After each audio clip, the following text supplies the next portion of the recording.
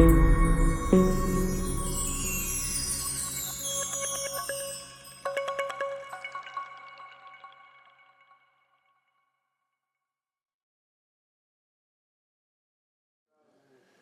so we get to chapter number 11, and he basically is getting ready to walk them through what we call the Heroes or Hall of Faith, Brother DJ, and there is a purpose behind that. It is to show them that you're not the first generation who has faced persecution for your beliefs, or you're not the first generation who living for God was tough on.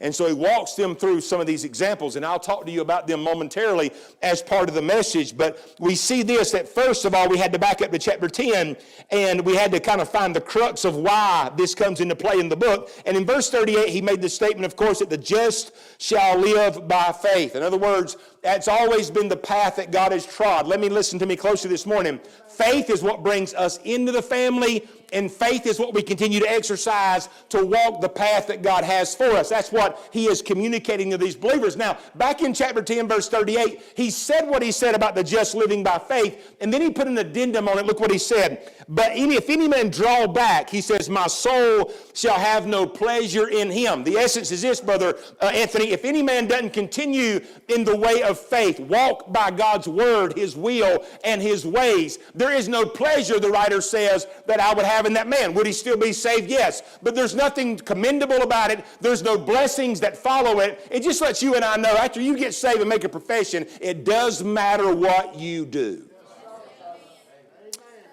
But then in verse 39, he makes this statement. He said, but we are not of them that draw back unto perdition, which simply means to ruin or loss, describing the system that they left, but of them that believe to the saving of the soul.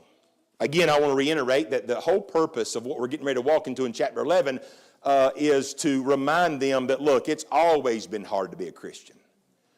There's always been things asked of Christians from their Lord that was difficult.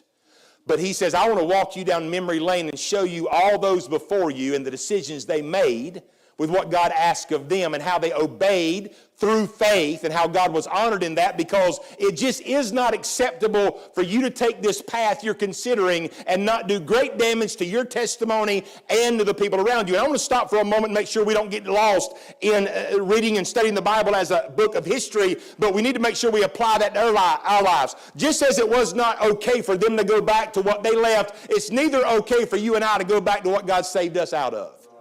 Whether you were saved out of dead religion or whether you were saved out of a life of iniquity, it does not matter. Going back to what he saved you out of, or acting like you don't know what you know or choose not to live what you live because of the heat you'll take from it, woe unto us if that's our testimony. And so we now roll over to chapter number 11 and verse number 1. And watch how the author opens up the conversation about faith in verse 1.